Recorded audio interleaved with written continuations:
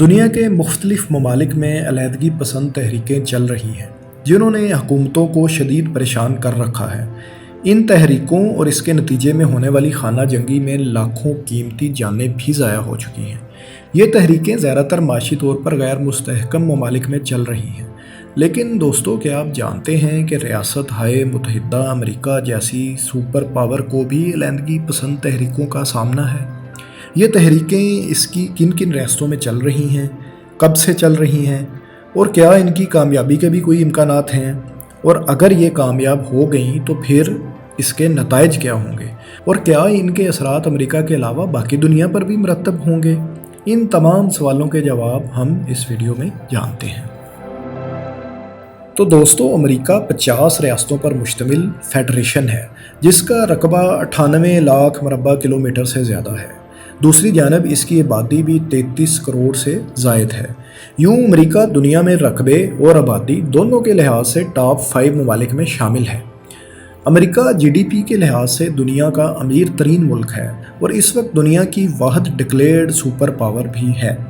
اب کوئی سوچ بھی نہیں سکتا کہ وہ ملک جس سے دو بدو لڑنا کسی بھی ملک کے لیے محال ہے، اس کے اندر بھی علیحدگی پسندوں کی تحریکیں چل رہی ہیں۔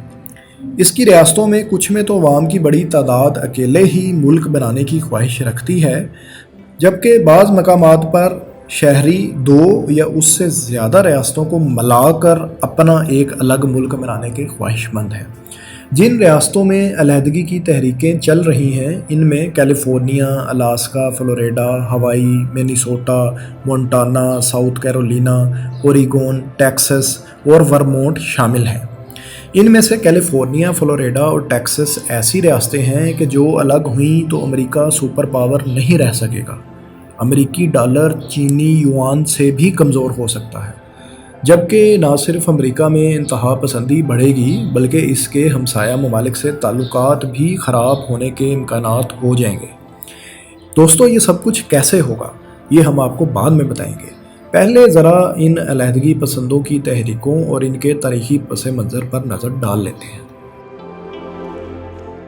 تو جناب، امریکہ نے 4 جولائی 1776 کو برطانیہ سے آزادی حاصل کی۔ آزادی کے وقت امریکہ 13 ریاستوں پر مشتمل تھا جنہوں نے ایک کنفیڈریشن کی حیثیت سے رہنے کا فیصلہ کیا، جس میں new York, new Jersey, Virginia, south Carolina, north Carolina, Pennsylvania, میری لینڈ، نیو ہیمپشائر شامل تھیں۔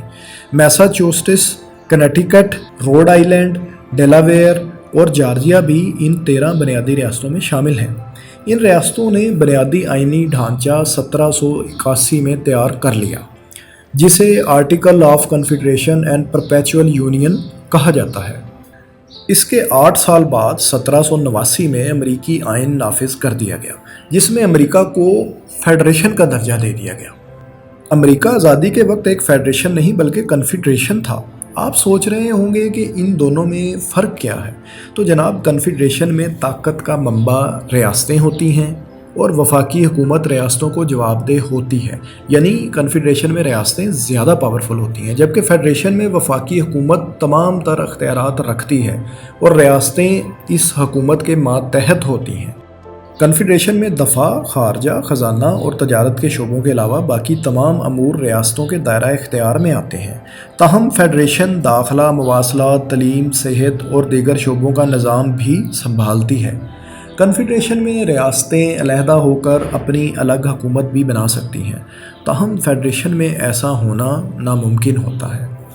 جدید دنیا میں کنفیڈریشن کی ایک مثال یورپی یونین کی دی جا سکتی ہے، جس میں 28 یورپی ممالک شامل ہیں۔ دوسری جانب امریکہ، پاکستان، جرمنی، میکسیکو، وینزویلا، روس، UAE، بھارت اور آسٹریلیا فیڈریشن کی مثالیں ہیں۔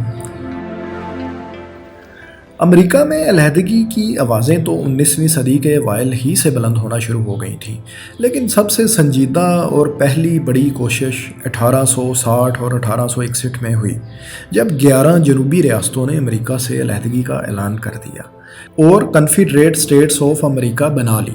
تاہم 1865 میں امریکن سول وار میں اس تحریک کو فوجی طاقت سے کچل دیا گیا۔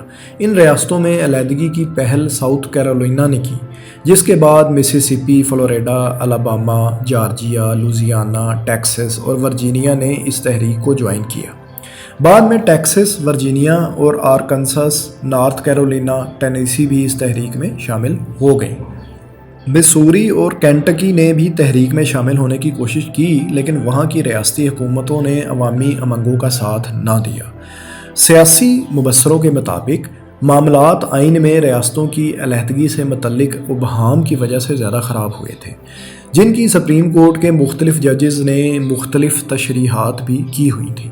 اس تحریک کی ایک اور وجہ یہ بھی تھی کہ ملک کی شمالی ریاستیں انڈسٹریلائزیشن کی وجہ سے زیادہ مالدار ہو رہی تھیں جنوبی ریاستوں کی نسبت، جبکہ نسل پرستی بھی اس علیحدگی کی کوشش کی ایک بڑی وجہ بنی تھی۔ 20ویں اور 21ویں صدی میں بھی متعدد بار ریاستوں کی جانب سے علیحدگی کی کوششیں کی گئی ہیں، لیکن وہ کامیاب نہیں ہو سکی۔ 1971 میں علیحدگی کی تحریکوں کو سیاسی عمل سے کامیاب بنانے کے لیے ایک جماعت لبریشن پارٹی کا قیام بھی عمل میں لایا گیا تھا۔ اب ذرا مختلف ریاستوں میں علیحدگی کی کوششوں کی اب تک کی پیش رفت کا مختصر جائزہ بھی لے لیتے ہیں۔ تو دوستو، امریکہ کی سب سے بڑی ریاست کیلیفورنیا میں کیل ایگزٹ کے نام سے 2010 میں علیحدگی کی تحریک چلائی گئی۔ 2015 میں ایک کمیٹی بھی بنائی گئی جس کا نام یس کیلیفورنیا رکھا گیا۔ اس مقصد کے لیے کیلیفورنیا نیشنل پارٹی بھی بنائی جا چکی ہے۔ سابق امریکی صدر ڈونلڈ ٹرمپ بھی اسی ریاست کے رہائشی ہیں اور ان کی کامیابی کے بعد کیل ایگزٹ ٹویٹر پر ٹاپ ٹرینڈ بھی بن گیا تھا۔ 2018 میں ریاستی سطح پر ایک دستخطی مہم بھی شروع ہو چکی ہے جس کا مقصد ریاست میں علیحدگی کے لیے ریفرینڈم کروانا ہے۔ اب بات امریکہ کی دوسری بڑی ریاست ٹیکسس کی کرتے ہیں۔ ٹیکسس نے 1836 میں میکسیکو سے آزادی حاصل کی اور 1845 میں امریکہ کا حصہ بنی، جس کے بعد 1846 میں امریکہ میکسیکو جنگ بھی ہوئی تھی۔ 2009 میں ٹیکسس کے گورنر رک پیری نے کہا کہ علیحدگی ہمارا آئینی حق ہے اور ہم یہ لے کر رہیں گے۔ اس ریاست میں ٹیکسس نیشنلسٹ موومنٹ نامی تنظیم علیحدگی کے لیے ریفرینڈم کروانے کی مہم بھی چلا رہی ہے۔ امریکہ کی تیسری بڑی ریاست فلوریڈا ہے، جہاں 1982 میں علیحدگی کے لیے ایک بہت بڑا مظاہرہ ہو چکا ہے۔ اب کچھ دوسری ریاستوں میں بھی علیحدگی پسندوں کی تحریکوں کا تذکرہ کر لیتے ہیں۔ تو جناب، سپریم کورٹ نے 2006 میں الاسکا میں علیحدگی کی کوشش کو غیر قانونی قرار دے دیا اور فیصلہ دیا کہ اس موضوع پر ریفرینڈم بھی نہیں ہو سکتا۔ منیسوٹا میں ایک گروہ نے 1997 میں امریکی حکومت کی ماہی گیری پر پابندیوں کی وجہ سے امریکہ سے الگ ہو کر کینیڈا سے الحاق کرنے کی مہم بھی چلائی تھی۔ ہوائی میں ہوائین ساورنٹی موومنٹ ایک عرصے سے علیحدگی کی مہم چلا رہی ہے۔ نیو ہمپشائر میں 2012 میں آزادی کا نعرہ لگاتے ہوئے نیو ہمپشائر لبریشن پارٹی قائم کی گئی۔ مونٹانا میں 2008 سے علیحدگی کی مہم چل رہی ہے۔ اوریگون میں 2016 میں علیحدگی کی ایک کوشش ہو چکی ہے، تاہم ریاست میں خانہ جنگی کے خدشے کی وجہ سے عدالت سے علیحدگی کی پٹیشن واپس لے لی گئی تھی۔ 2003 میں ورمونٹ میں بھی مہم چلائی گئی کہ ہمیں زیادہ سے زیادہ خود مختاری دی جائے یا پھر ہماری فیڈریشن سے علیحدگی کی بات مانی جائے۔ دوسری جانب امریکہ میں چند شہر اور ریجنز بھی ریاست کے اندر ہی علیحدگی کی مہم بھی چلا چکے ہیں۔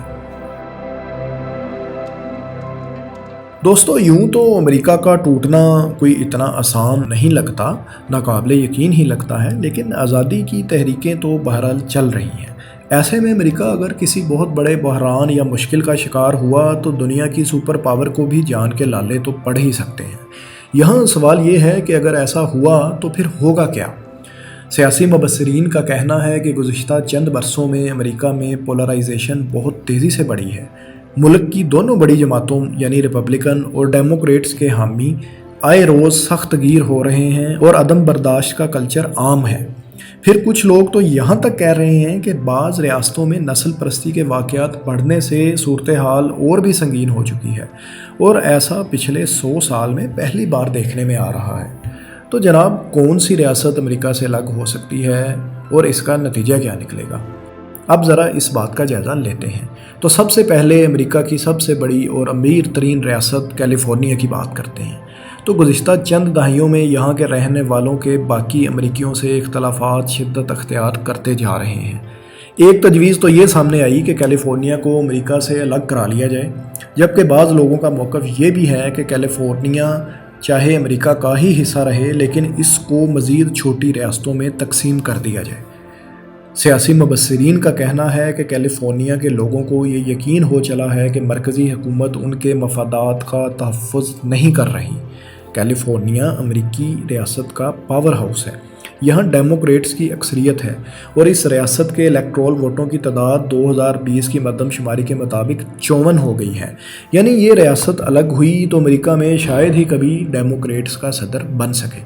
تاہم ریپبلکن کے حامی اس ریاست کے الگ ہونے پر ظاہر ہے خوش ہی ہوں گے۔ کیلیفورنیا کی ریاست اگر علیحدہ ہوتی ہے تو امریکی معیشت کی بنیادیں ہل جائیں گی۔ آزادی کی صورت میں کیلیفورنیا دنیا کی 5ویں یا 6ٹھی سب سے بڑی معیشت ہوگی۔ آپ کو یہ سن کر حیرانی ہوگی کہ اس کی اقتصادی طاقت برطانیہ سے بھی زیادہ رہے گی۔ کیلیفورنیا کا GDP 3000 ارب ڈالر سے زائد ہے۔ کیلیفورنیا کی اہمیت اس لحاظ سے بھی مسلمہ ہے کہ امریکہ میں سب سے زیادہ ٹیکس اسی ریاست سے اکٹھا کیا جاتا ہے۔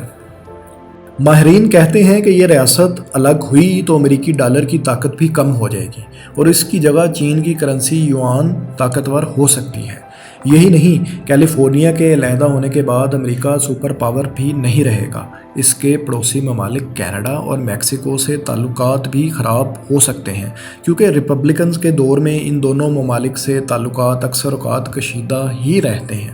کیلیفورنیا چونکہ اعتدال پسند ریاست سمجھی جاتی ہے، اس لیے اس کی علیحدگی سے امریکہ میں انتہا پسندی میں بھی اضافہ ہو سکتا ہے۔ ایک اثر یہ بھی ہو سکتا ہے کہ میری لینڈ سے لے کر پینسلوینیا تک لبرل ریاستیں بھی امریکہ سے علیحدگی کا مطالبہ کر دیں۔ کیلیفورنیا علیحدہ ہوا تو امریکہ کی دوسری خوشحال ریاستوں میں بھی ظاہر ہے آزادی کی خواہش جاگے گی۔ ایسا ہوا تو امریکہ کی دوسری امیر ترین ریاست ٹیکساس دنیا کی 10ویں، نیویارک 11ویں اور فلوریڈا دنیا کی 16ویں بڑی معاشی طاقت ہوگی۔ یوں امریکہ کی یہ 4 خوشحال ترین ریاستیں سعودی عرب، سوئٹزرلینڈ، ترکی اور سویڈن سے بھی امیر ملک ہوں گی۔ دوسری جانب آپ کو یہ بھی بتا دیں کہ ٹیکساس 1980 سے ریپبلکنز کی حامی ریاست چلی آ رہی ہے۔ اس کے الیکٹرول ووٹوں کی تعداد اب 40 ہو گئی ہے، جو کیلیفورنیا کے بعد سب سے زیادہ ہے۔ فلوریڈا کے 30 اور نیویارک کے 28 الیکٹرول ووٹس ہیں۔ یہ دونوں ریاستیں زیادہ تر ڈیموکریٹس کو ہی کامیاب کرواتی ہیں۔ یعنی اگر یہ دونوں ریاستیں امریکہ سے الگ ہو جائیں تو ریپبلکنز کی موجیں لگ جائیں گی، لیکن امریکہ کا خاصا معاشی نقصان ہو جائے گا اور وہ کسی بھی صورت سپر پاور نہیں رہے گا۔ دوستو، یہ علیحدگی کی تحریکیں کبھی کامیاب ہوں گی یا نہیں، یہ تو مستقبل ہی بتائے گا۔ آپ ہمیں کمنٹس میں بتائیں کہ آپ کو یہ ویڈیو کیسی لگی۔ شکریہ۔